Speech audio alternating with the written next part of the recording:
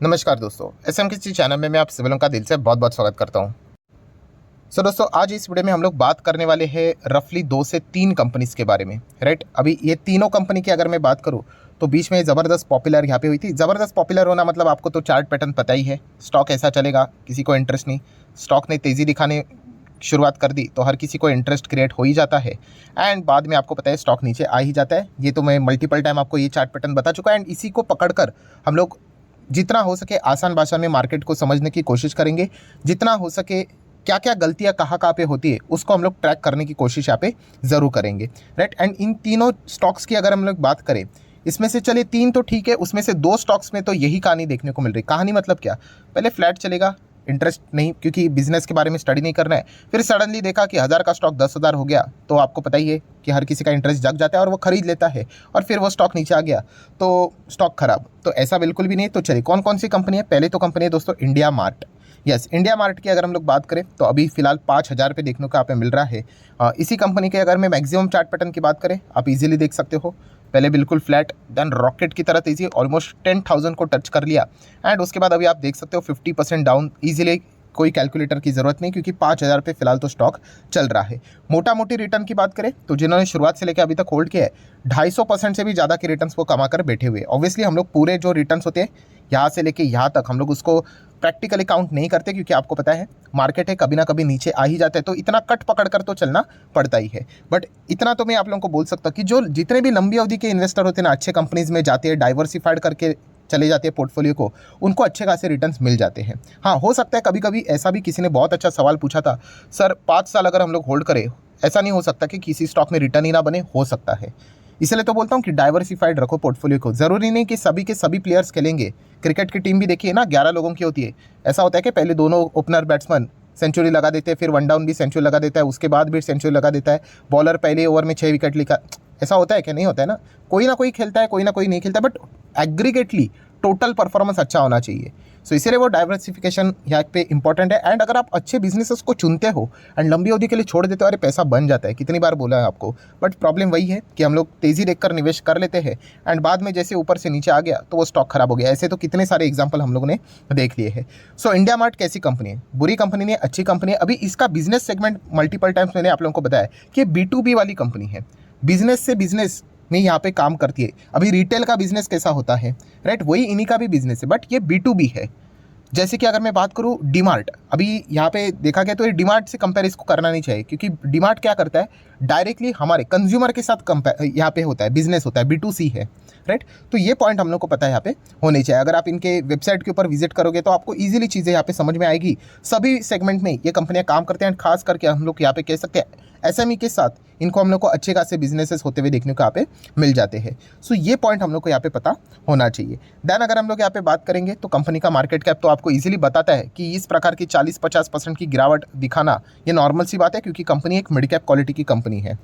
Then अगर हम लोग बात करें तो देखिए return on equity capital employed अच्छा खासा रिटर्न उन्होंने जनरेट करके दिया है। बट प्रॉब्लम वही है, जब बहुत अच्छी तरीके से वो स्टॉक तेजी हो गया फिर हम लोग खरीदेंगे उसको। तेजी देखकर जो खरीदता है ना दोस्तों, वो मतलब बोलते हैं ना, बाद में इसी चीज़ का शिकार होता है, वो नीचे आ जाएगा स्टॉक और फिर रैंडमली एवरेज कुछ भी बिना सोचे समझे एवरेज करते रहते हैं। तो ऐसा नहीं करना होता है। मैंने टेक्निक्स आप लोगों को बताए हैं, फ्री स्टॉक मार्केट क्लासेस जो हमारा दूसरा चैनल है उसको विजिट कर लेना। एक एक चीज़ मैंने एक्सप्लेन की है कि एवरेज भी करने की कला होती है, ऐसा नहीं कि रैंडमली कर लिया करके।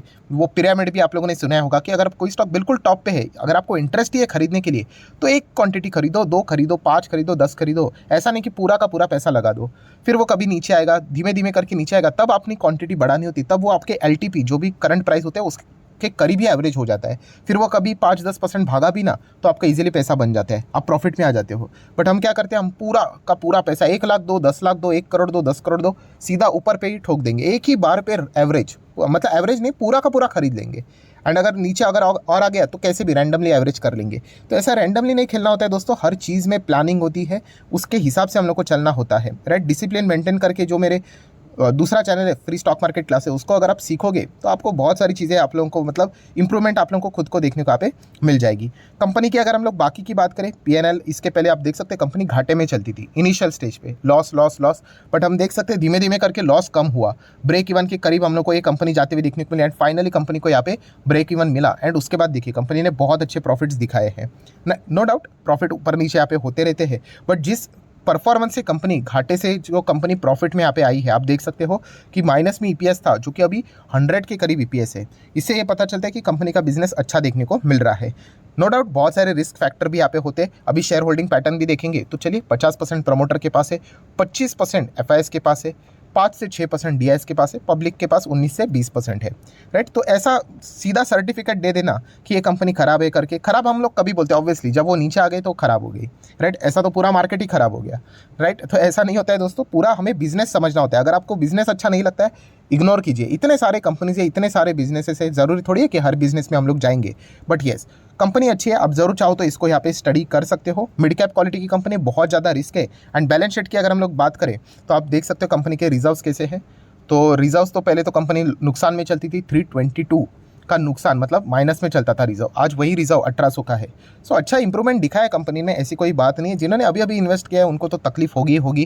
Right, zero long term borrowing बात करें, शॉर्ट टर्म बोरिंग दोनों जीरो, डेट फ्री कंपनी अच्छी बात है। सिर्फ डेट फ्री इसलिए नहीं जाना होता है, बहुत सारे मल्टीपल पैरामीटर्स देखने होते हैं। 70 के आसपास का कैश भी देखने को मिल रहा है। सो एक डिसेंट कंपनी। बार बार मैं आप लोगों को देखिए सारी चीज़ें ना घूम फिर के यही पे आती है कि अगर आप अच्छे कंपनीज में जाते हो, निवेश करते हो, लॉन्ग टर्म के लिए होल्ड करते हो, आपका पैसा बन जाता है एंड प्लस पोर्टफोलियो को डाइवर्सिफाई करके रख लेना, इजीली बन जाता है पैसा। राइट, बट ऑब्वियसली वो फेथ होना चाहिए, उतनी स्टडी स्ट्रांग होनी चाहिए। अगर स्टडी स्ट्रांग नहीं होगी तो फिर क्या, रोज़ देखेंगे पोर्टफोलियो क्या हो रहा है क्या हो रहा है क्या हो रहा है और फ्रस्ट्रेट होकर फिर बाद में चले जाएंगे। राइट, तो ऐसा करके कोई मतलब फ़ायदा तो है नहीं। सो कोई बात नहीं, इनिशियल स्टेज पे ये गलतियाँ होती है, थोड़ा बहुत चलता है, बाद में धीमे धीमे करके आपको एक्सपीरियंस यहाँ पे आ जाएगा। तो ये हो गया पहला पॉइंट। देन दोस्तों आ जाती है सेकंड कंपनी जिसका नाम है अंबर एंटरप्राइजेस। सो अंबर एंटरप्राइजेस की भी अगर मैं बात करूँ तो मैक्सिमम चार्ट पैटर्न हम यहाँ पे देख सकते हैं, बीच में ज़बरदस्त भागा था, इसको मैंने बीच में भी कवर किया था, एकदम रॉकेट की तरह भागा था एंड बाद में वापस रॉकेट की तरह हम लोग को नीचे भी आते हुए देखने को यहाँ पे मिला है। कोई फ्रॉड नहीं है, कोई गड़बड़ नहीं है, बट येस बिजनेस के हिसाब से हम लोग को प्लस माइनस वाली चीज़ें देखने को यहाँ पे मिल रही है। अभी ये कंपनी की मैं बात करूँ तो ये तो स्मॉल कैप कैटेगरी में आती है, तो इसमें तो ज़्यादा हम लोग को गिरावटें देखने को यहाँ पे मिल जाती है। अभी अंबर एंटरप्राइज की बात करें, पहले बिजनेस को जान लेते हैं।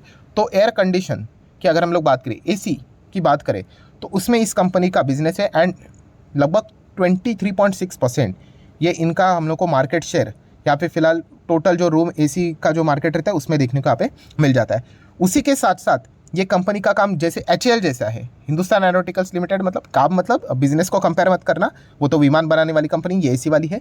सो किस हिसाब से मैं बात कर रहा हूँ तो एचएएल कैसे कि विमान भी बनाता है, एयरक्राफ्ट भी बनाता है, उसका ओवरहॉलिंग मेंटेनेंस भी करता है, रिपेयरिंग भी करता है। सो इनका भी वही काम है, एसी से रिलेटेड चीज़ें करेंगे भी, बनाएंगे भी एंड उसी के साथ साथ जो उनका रिपेयर मेंटेनेंस ओईएम ओडीएम की अगर हम लोग यहाँ पे बात करें, राइट, उसमें सारी चीज़ें जो सॉल्यूशन रहते हैं वो भी ये प्रोवाइड करते हैं। तो डेफिनेटली इन कंपनीज का बिजनेस हम लोग को अच्छा खासा देखने को यहाँ पे मिल जाता है। राइट, थोड़ा सा बैलेंस शीट देख लेते, बाद में हम लोग आ जाते कंपनी की वेबसाइट भी देख लेंगे। तो रिजर्व्स की बात करें, पहले 800 करोड़ के थे, 900, 1000, 1400, 1500, अच्छा परफॉर्मेंस चल रहा है। देन अगर हम लोग बात करेंगे कर्जा, यस इस कंपनी का अगर हम लोग बात करें तो ये थोड़ा सा इंपॉर्टेंट पॉइंट है, कर्जा लगातार बढ़ रहा है, 9 करोड़ का था 100 करोड़ हो गया, 112, 120, 236। सो अगेन इसका अर्थ है नहीं कि कंपनी खराब है, कर्जा ज़्यादा ले रही है, हाँ रिस्क कैटेगरी बढ़ जाती है यहाँ पे, बट प्रोवाइडेड वो कर्जे का सही तरीके से इस्तेमाल होना चाहिए। शॉर्ट टर्म बोरिंग ठीक है, साल भर के अंदर खत्म हो जाता है, बट लॉन्ग टर्म बोरिंग थोड़ा सा कर्जा बढ़ते जा रहा है, तो इसके चलते भी आप लोगों ने इस चीज़ के ऊपर फोकस रखना चाहिए। कैश एंड कैश इक्विवेलेंट की बात करें तो लगभग 485 CR के आसपास का कैश देखने को मिल रहा है। सो एक स्मॉल कैप कंपनी है, उस हिसाब से हम लोग को इसका परफॉर्मेंस ओके देखने को मिल रहा है। ये देखिए केवल 6000 करोड़ के आसपास का मार्केट कैप देखने को मिल रहा है।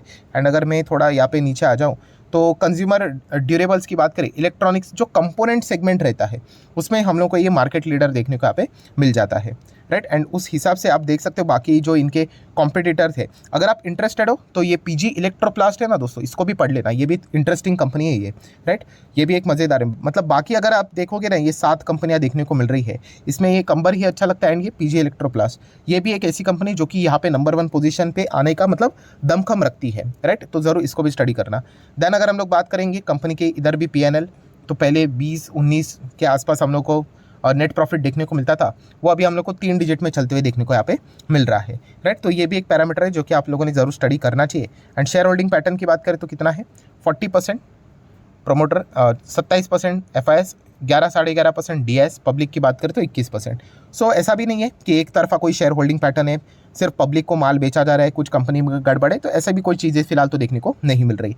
एंड अगर आप चाहो तो इस कंपनी की वेबसाइट भी विजिट करना, तो आपको पता चलेगा कि ये देखिए किस किस चीज़ से रिलेटेड कंपनी AC से रिलेटेड यहाँ पे काम करती है, राइट। कंपोनेंट, उसी के साथ साथ नॉन AC कंपोनेंट, इन सब में इनका अच्छा खासा योगदान है। एंड इनके अगर आप लोग कुछ कस्टमर भी देखेंगे या फिर आप चाहो तो क्लाइंट भी बोल सकते हो, जैसे कि LG है, राइट। उसी के साथ साथ महिंद्रा की अगर हम लोग बात करें, और ब्लू स्टार की अगर हम लोग बात करें, गोदरेज, राइट, हिताची की अगर हम लोग बात करें, ये सारे इनके क्लाइंट्स भी हम लोग को देखने को मिल जाते हैं। और भी है अगर आप चेक करोगे तो जैसे कि LG भी है, यहाँ पे पढ़ लेना, राइट। ऐसे बहुत सारे आप लोगों को देखने को यहाँ पे मिल जाएंगे। सो ओवरऑल अगर देखा गया तो इंटरेस्टिंग है ये भी कंपनी, तो आप ज़रूर चाहो तो इसको भी अपने रडार के ऊपर रख सकते हो।